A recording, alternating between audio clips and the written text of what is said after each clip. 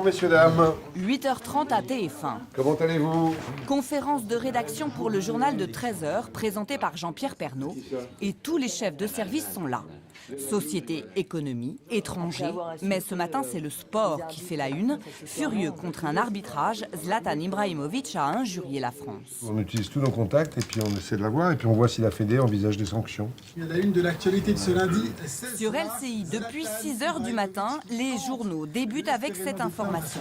Le ministre des Sports demande des excuses et le rédacteur en chef qui prépare les prochains journaux en est sûr, tout le monde va en parler aujourd'hui.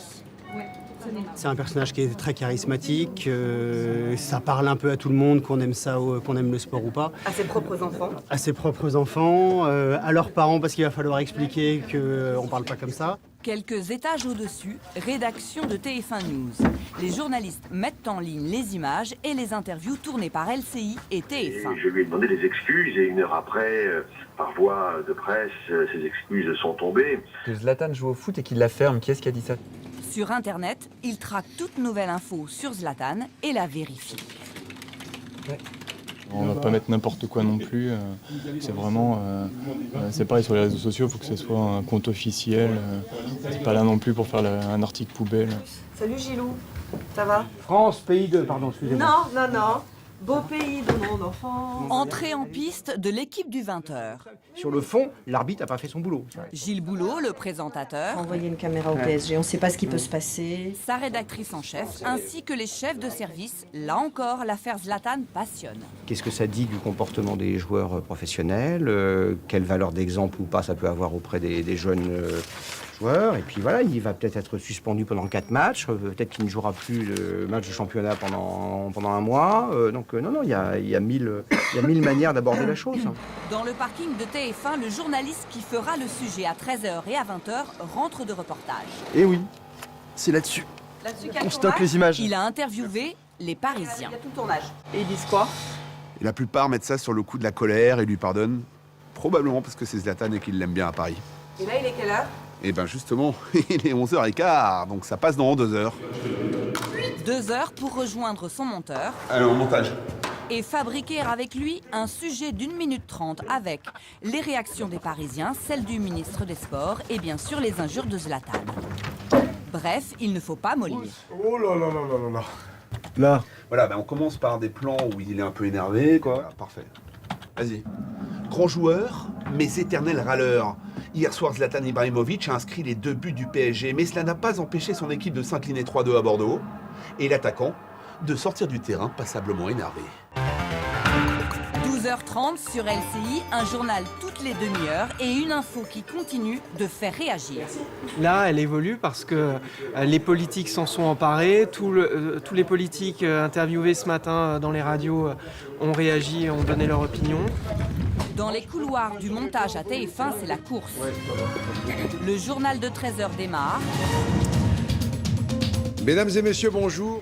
Mais le sujet Zlatan n'est pas prêt, il faut traduire la colère du joueur. Cela fait 15 ans que je joue au foot. Je n'ai jamais vu un arbitre aussi pourri dans ce pays de merde. Ce pays ne mérite même pas le PSG. Deuxième conférence de rédaction du 20h. Pour Gilles Boulot, c'est l'heure de faire le point avant d'écrire son journal et il y a du nouveau. On va recevoir du PSG un sonore de Zlatan. Dans l'après-midi, on ne sait pas à quelle heure, donc on verra ce que ça donne. Les excuses officielles de Zlatan, aussitôt mises en ligne sur le site de TF1 News.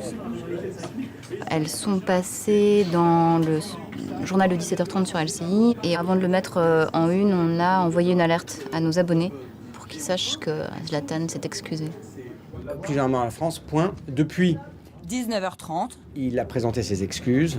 Gilles Boulot termine de dicter son journal.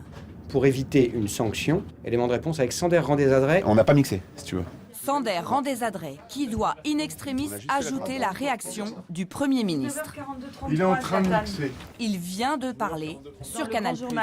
Mais parce qu'il est un grand footballeur. Le journal est dans un quart d'heure. Qui doit être un exemple. Ses propos hier m'ont choqué aussi bien. En salle de visionnage, le sujet qui passe à l'antenne dans 10 minutes est maintenant vérifié par la rédactrice en chef, qui peut lui demander encore une correction. Parfait. La particularité de notre métier, c'est que ce matin, quand je suis arrivé, je savais pas que je ferais ça. C'est ça qui est marrant. Un sujet qui faisait la une des journaux le matin et qui est diffusé le soir en fin de journal. Depuis, Il est 20h24 quand Gilles Boulot évoque le dérapage du joueur du PSG. Élément de réponse avec Sander Randésadret et Anne Barrier. Une passe en retrait d'un défenseur à son gardien. Faute flagrante, non sifflée par l'arbitre. Quelques minutes plus tard, le PSG s'incline à Bordeaux. Il n'en fallait pas plus pour que Zlatan Ibrahimovic sorte de ses gonds.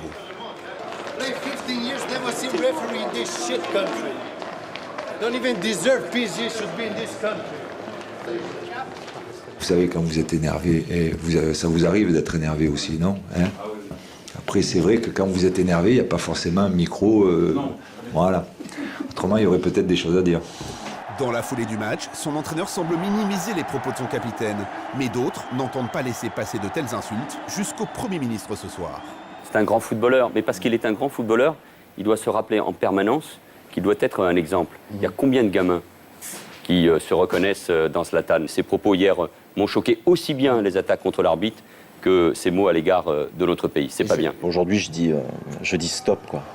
Trop, c'est trop. Et là, on a franchi encore un nouveau palier. Zlatan Ibrahimovic, un talent indiscutable, mais un sang-froid qui lui fait souvent défaut. Un champion sans langue de bois qui nous avait déjà confié ce qu'il pensait de l'arbitrage. Il y a des arbitres ici dans le championnat de France qui ont un niveau particulièrement bas. Ce nouveau PSG doit élever le niveau de la Ligue 1, mais ça ne peut pas venir uniquement des joueurs. Il faut aussi que les arbitres soient meilleurs si on veut que le niveau de jeu soit meilleur. Ce nouveau coup de sang pourrait être le dérapage de trop. L'attaquant s'est excusé cet après-midi devant les caméras de son club. Les Français sont suffisamment intelligents pour comprendre que j'ai prononcé ces paroles sous le coup de l'énervement. Si des gens se sont sentis offensés, je m'excuse, il n'y a pas de problème. Mais ces excuses n'empêcheront pas la commission de discipline de la Ligue d'étudier son cas jeudi. Le Suédois pourrait être prochainement convoqué et risque jusqu'à 4 matchs de suspension.